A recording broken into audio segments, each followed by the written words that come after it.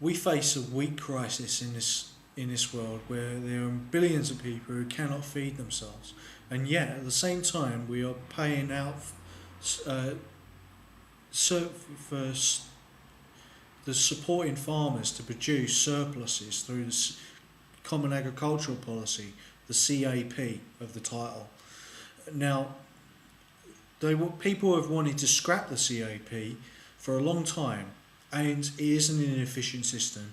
It has led to overproduction of food, but there are clear reasons why the EU, which was founded on a coal and steel tariff organisation and the Common Agriculture Policy, was the right thing to do, rather than to have starvation in the world. Now, although the EU undercuts farmers in the third world by dumping exports onto those countries in excess food, which it does still mean that people get fed, but it means a dependency on the EU. For this reason, many aid agencies have said that no, we are the ones who understand the problem best, and we are the ones who should provide the food. And where are we going to buy the food? Well, it mostly gets donated by the EU or the United States themselves again. So how does the aid, which is given free, not undercut the locally produced food of third world countries? That's one point. The other point, the other strong lobby, the strongest lobby against it, is the conservative right.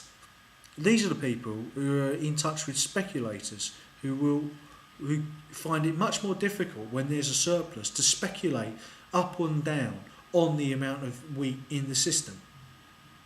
Now, wheat can be a commodity just like any other that is produced. Now, I am arguing for a surplus because a surplus is a guarantor against failure. All right, we will not have price rises of 15 pence on a loaf of bread, which is quite important to lower income families, if there is a surplus in the EU. Now, the Common Agricultural Policy has produced a consistent surplus because the EU was set up to fight World War III against the Soviet Union, just as NATO was.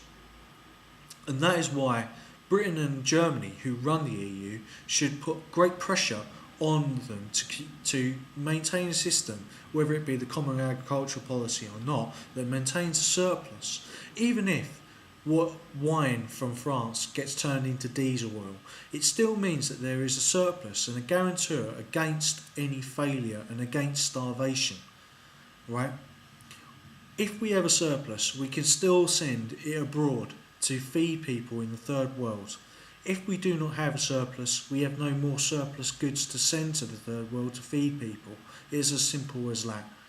So this is something that I think is just so inanely stupid, to try and get rid of a system that produces a bumper surplus each year and allows farmers to have set-asides where they can encourage the growth of wildlife and others, because there is that surplus. And so we are actually using less farmland by using a system that, like the Common Agricultural Policy, that allows for a surplus.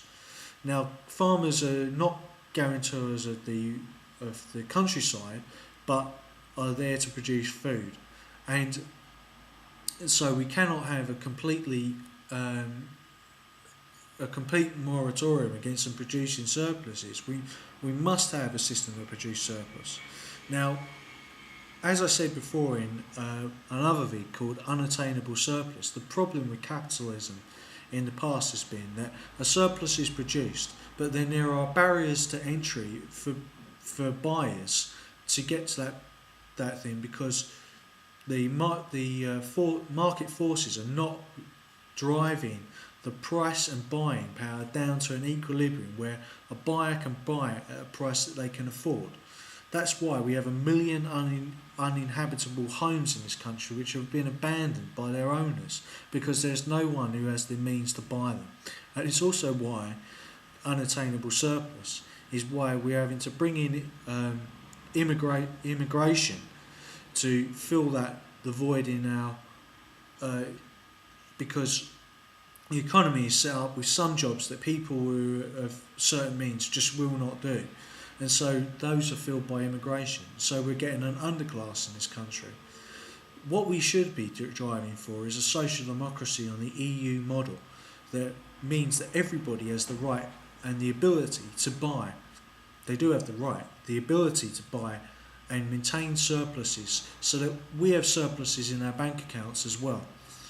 The direct effect of a surplus in food means that food prices should be slightly higher in the short term, but because there is food and because it's not becoming a major part of our income to buy food, that we can still.